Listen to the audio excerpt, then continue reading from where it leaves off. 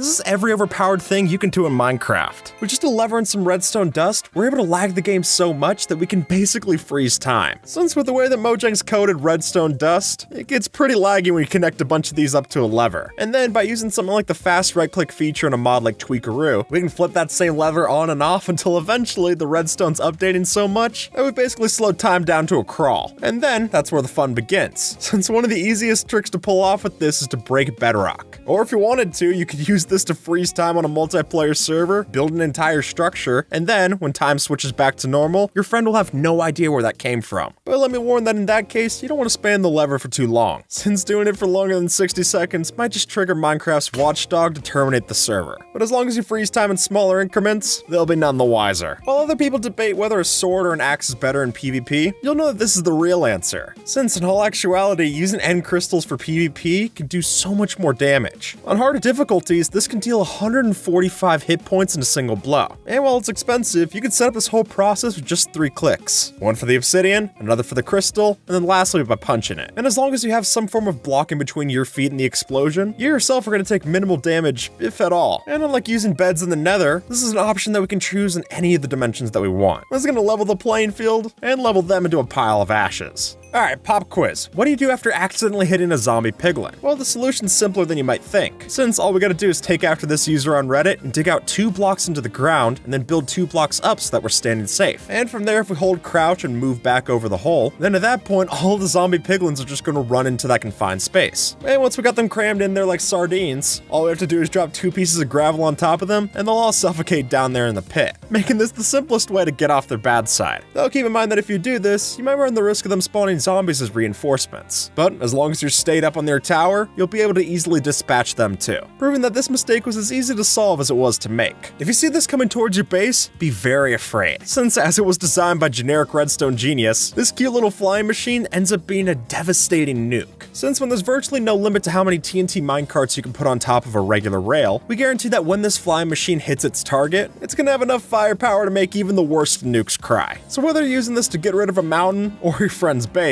for how small of a footprint it is, this might be the easiest way to achieve world domination in your next world. With this setup, you'll never have to eat again, since the truth is, by just having regeneration on your beacon, starvation's no longer a worry for you, since the fact of the matter is that you'll actually out-heal the starvation damage. Now granted, you won't be able to sprint, but if you want to AFK at a farm without ever having to worry about starving to death, then just setting up a simple beacon like this could really be all you need. And that way we can turn even the deadliest of Minecraft game modes into essentially peaceful mode.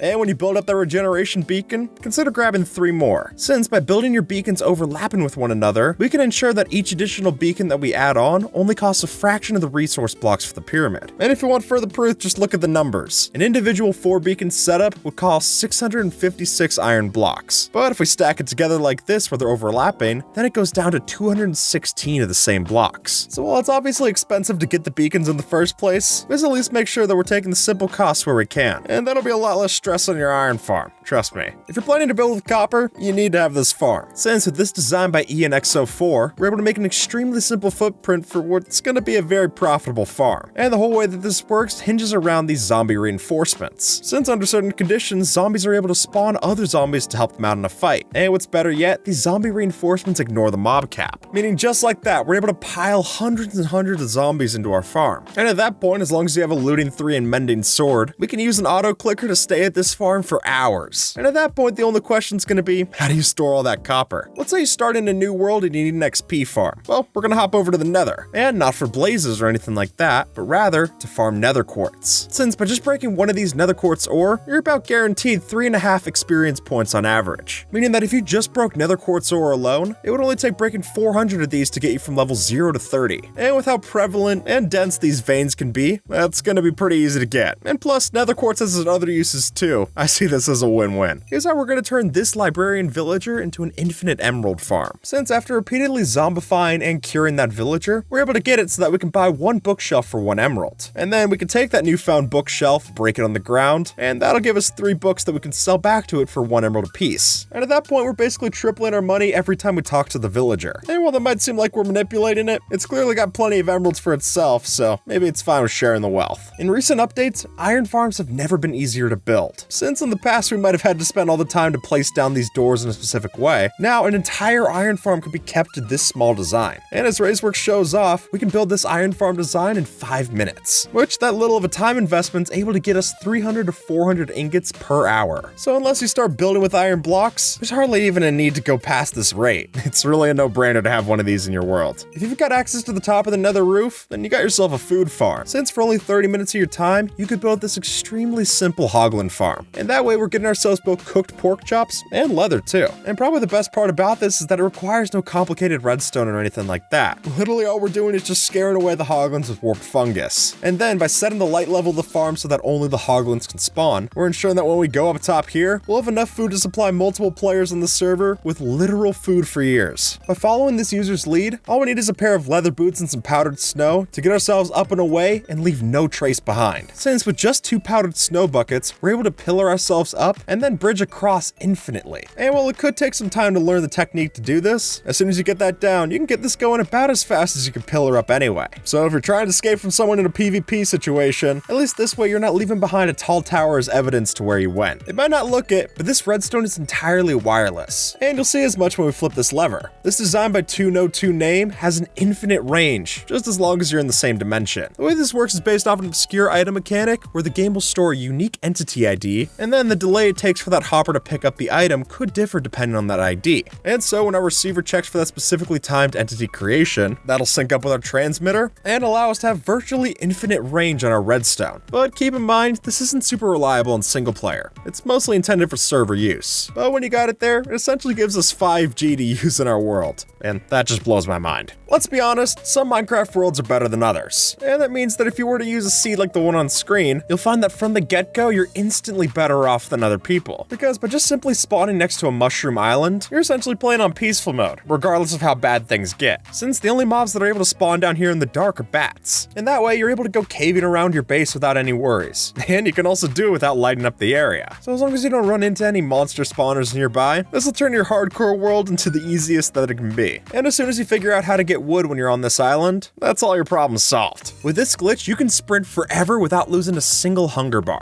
And the way it happens is that if you simply punch an enemy while you're sprinting, and then continue to sprint afterwards, that'll negate all of the sprint's hunger drain. And as user ElliotX shows off, this could be a game changer for speedrunning, especially because it's allowed in runs. But keep in mind that you will still lose hunger when you're jumping during this. And the way it all works is that the game thinks that when you punch, that you'd stop sprinting. So in that case, the server sees you as walking, but the client still believes that it's sprinting. And then that desyncs enough for us to manipulate and get all of this extra speed without ever having to do it on an empty stomach. If you're playing on peaceful mode, keep this one in mind, since the truth is that you're going overkill if you're putting respiration 3 on your helmet, since in this difficulty, putting any level of respiration on your helmet will mean that you cannot drown. And the reason for this is that the peaceful mode regeneration rate is enough to actually keep up with the drowning damage that you take when you have respiration. So don't waste your levels trying to go overkill on this. If you're going to go explore in the ancient cities, remember to bring yourself a hoe, since with this tool in particular, you'll be able to instant mine through all of the sculk blocks, which not only gives you a quick way to gain levels,